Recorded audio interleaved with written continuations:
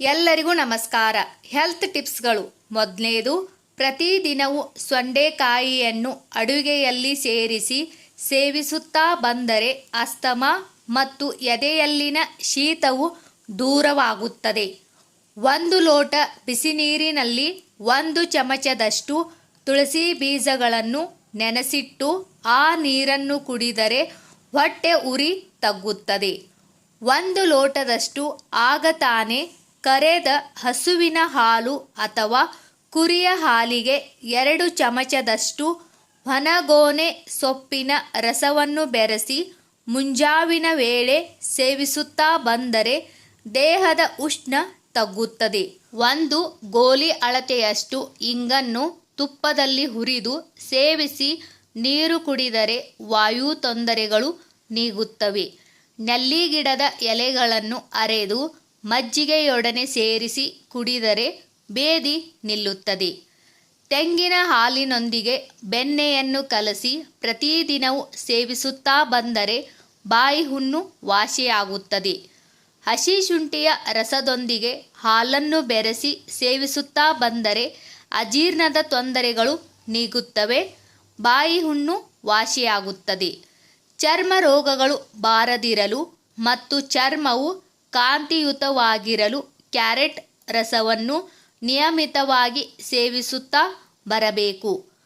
ಕಾಫಿಯನ್ನು ಮಾಡುವ ವಿಧಾನದಲ್ಲಿಯೇ ಕಾಫಿ ಪುಡಿಯ ಬದಲಿಗೆ ಅದರಂತೆಯೇ ತಯಾರಿಸಿದ ಖರ್ಜೂರದ ಬೀಜದ ಪುಡಿಯನ್ನು ಬಳಸಿ ಪಾನೀಯವನ್ನು ಸಿದ್ಧಪಡಿಸಿ ಕುಡಿಯುತ್ತಾ ಬಂದರೆ ಮಲಬದ್ಧತೆ ನೀಗುತ್ತದೆ.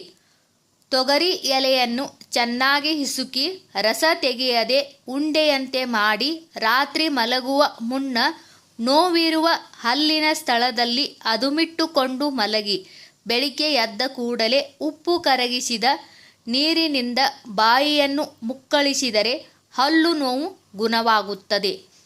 ತುಂಬೆ ಹೂಗಳಿಂದ ತೆಗೆದು ರಸದೊಂದಿಗೆ ಅಷ್ಟೇ ಪ್ರಮಾಣದ ಜೇನುತುಪ್ಪವನ್ನು ಸೇರಿಸಿ ಯಾವುದೇ ಕೀಟದ ಕಡಿತದಿಂದ ಉಂಟಾದ ಚರ್ಮದ ಗಾಯಕ್ಕೆ ಹಚ್ಚಿದರೂ ಗಾಯ ವಾಸಿಯಾಗುತ್ತದೆ. ಕೊತ್ತಂಬರಿ ಸೊಪ್ಪಿನ ನಿಯಮಿತ ಸೇವನೆಯಿಂದ ದೇಹದಲ್ಲಿ ಎ ಜೀವಸತ್ವದ ಕೊರತೆಯು ನೀಗಿ ತುರಿ, ಕಜ್ಜಿ ಮುಂತಾದ ಚರ್ಮ ರೋಗಗಳು ಉಂಟಾಗುವುದು ತಪ್ಪುತ್ತದೆ. ಅಗಸೆ ಸೊಪ್ಪನ್ನು ಹೆಚ್ಚಾಗಿ ಸೇವಿಸುವುದರಿಂದ ವಾಯುಬಾಧೆಗಳು ಉಂಟಾಗುತ್ತದೆ. ಆದ್ದರಿಂದ ಆಹಾರದಲ್ಲಿ ಮಿತವಾಗಿ ಸೇರಿಸಿಕೊಂಡು ಸೇವಿಸುವುದು ಆರೋಗ್ಯಕ್ಕೆ ಒಳಿತು. ಹಲ್ಲು ನೋವು ಬಂದಾಗ ಒಣಶುಂಠಿಯನ್ನು ಪುಡಿ ಮಾಡಿ ಅದಕ್ಕೆ ಪುಡಿ ಉಪ್ಪನ್ನು ಸೇರಿಸಿ ನೋವಿರುವ ಹಲ್ಲಿನಲ್ಲಿ ಹಾಕಿಕೊಂಡರೆ ಹಲ್ಲು ನೋವು ಗುಣವಾಗುತ್ತದೆ. ಸಾರು ಸಾಂಬಾರುಗಳಲ್ಲಿ ಸಿಗುವ ಕರಿಬೇವಿನ ಎಲೆಗಳನ್ನು ಬಹುಪಾಲು ಮಂದಿ ತೆಗೆದು ತಟ್ಟೆಯಿಂದ ಹೊರಕ್ಕಿಟ್ಟು ಬಿಡುತ್ತಾರೆ. ಆದರೆ ಅವುಗಳನ್ನು ಆಹಾರದೊಂದಿಗೆ ಸೇರಿಸಿ ಜಗಿದು ತಿಂದರೆ ವಾಯು ಮತ್ತು ಅಜೀರ್ಣ ಉಂಟಾಗುವುದಿಲ್ಲ. ನರ ದೌರ್ಬಲ್ಯವಿರುವವರು ಪ್ರತಿದಿನವೂ ಆಹಾರದಲ್ಲಿ ನುಗ್ಗೆಕಾಯಿಯನ್ನು ಸೇರಿಸಿಕೊಂಡರೆ ನರಗಳು ಉತ್ತಮ ರೀತಿಯಲ್ಲಿ ಕಾರ್ಯನಿರ್ವಹಿಸುತ್ತದೆ. ಈ ವಿಡಿಯೋದಲ್ಲಿರುವ ಎಲ್ಲ ಮಾಹಿತಿ ನಿಮಗೆ ಇಷ್ಟವಾದರೆ ದಯವಿಟ್ಟು ನಮ್ಮ ಚಾನಲ್ ಸಬ್ಸ್ಕ್ರೈಬ್ ಮಾಡಿ, ವಿಡಿಯೋಗೆ ಲೈಕ್ ಮಾಡಿ, ವಿಡಿಯೋನ ಶೇರ್ ಮಾಡಿ. ಎಲ್ಲರಿಗೂ ಧನ್ಯವಾದಗಳು.